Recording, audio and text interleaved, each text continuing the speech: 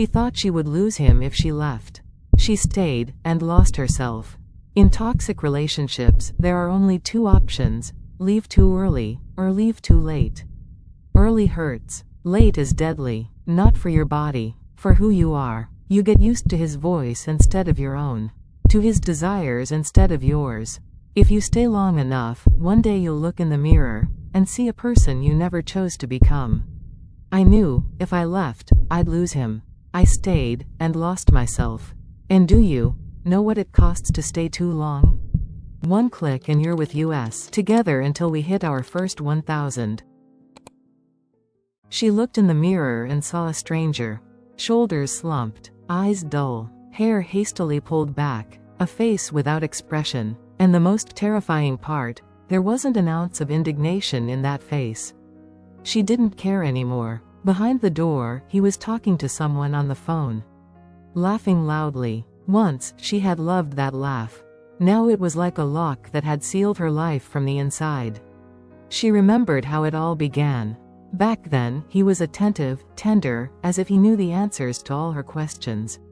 He listened to every word, remembered every detail. She felt like she was finally home with him. The first time he said that lipstick didn't suit her, she laughed and wiped it off.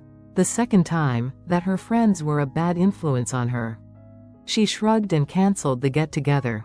And then there were so many such little things that only the parts he chose to keep remained of her. She got used to thinking his thoughts, feeling his feelings, staying silent with his silence. That evening she saw herself in an old photograph. Light in her eyes, an easy smile, a woman who knew what she wanted and wasn't afraid to say no. She looked at that photo for a long time, and suddenly realized she didn't even miss that girl, because she could no longer remember what it was like to be her. She put the photo back in the drawer, like placing flowers on a grave. Because she knew that woman was dead, and someone else was living in her place. She knew she had to leave, but if she left, who would remain? Freedom is a strange thing. When it's taken from you suddenly, you resist. But if it's taken slowly, you don't even notice it's gone. At first, it looked like care. He would text. Text me when you get home. I worry. Dress warmer, you're always cold. Why aren't you answering? Are you okay? She smiled reading these. She felt like someone actually cared. But care turned into control, and control turned into rules, and rules turned into laws that couldn't be broken.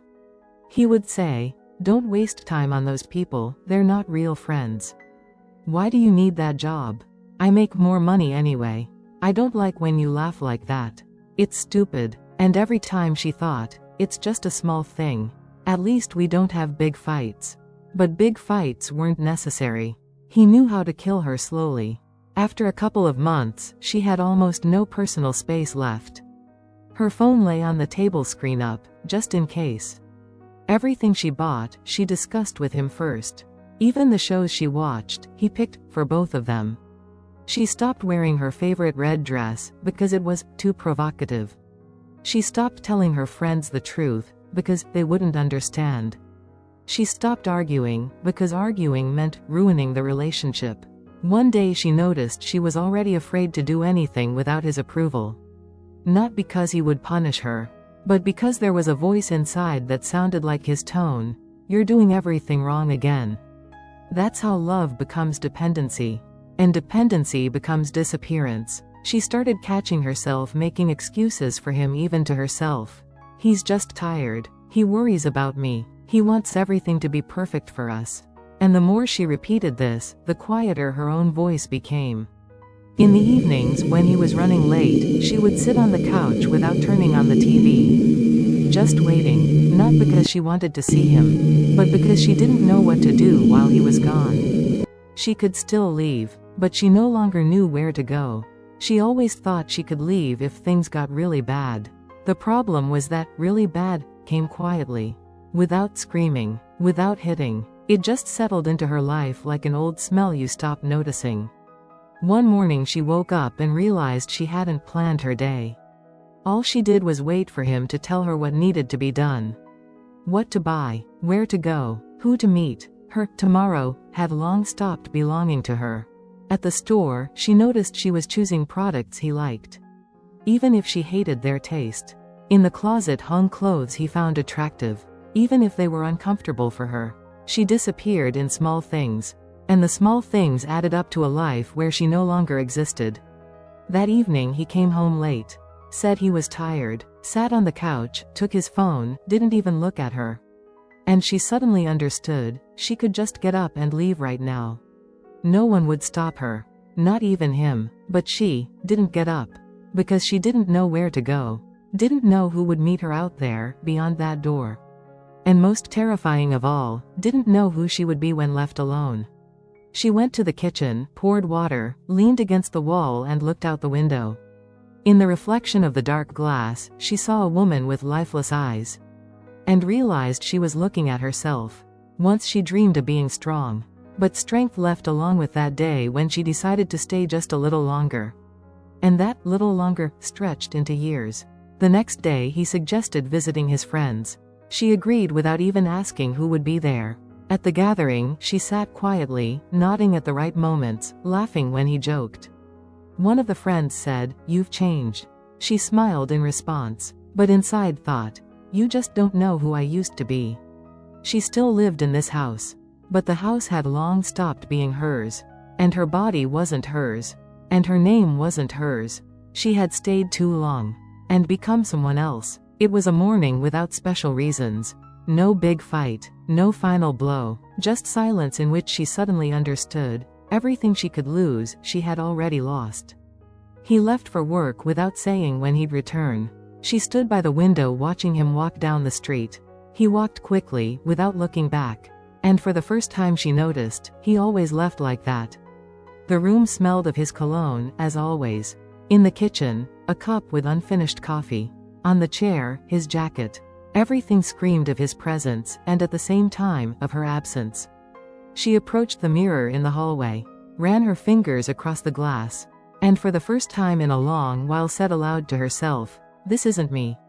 Her voice was quiet, like a stranger's. Sometimes leaving doesn't start with a suitcase, but with a phrase you say to yourself in an empty room. She took a bag from the closet, folded a few things into it.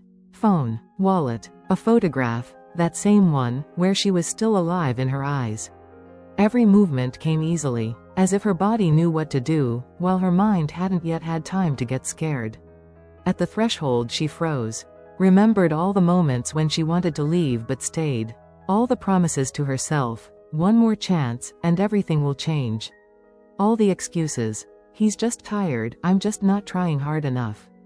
And realized that none of this was about love, but about fear. She stepped outside. The sun hit her eyes. The city noise was sharp but alive. Every step echoed in her chest. And suddenly she felt emptiness. Not freedom, not joy, but emptiness where there wasn't even room for relief. Because you need to leave while you still remember where you're going. And she only remembered how to return. She walked for a long time, without direction. Found herself at the old park where they used to stroll. Sat on a bench, watched people, and caught herself searching for his face in the crowd. That evening she rented a small room from strangers. Put her bag by the wall. Sat on the bed. In the silence, she could hear someone laughing in the next room. She stared at one spot and suddenly understood, she had left his house. But hadn't left her cage. She had stayed too long. And even when she left, she took with her everything he had made of her. Leaving isn't about a suitcase and a door closing behind you. Leaving begins when you stop believing that one more chance will fix everything. Sometimes you need to leave not because he's bad, but because you're no longer the person who loved him.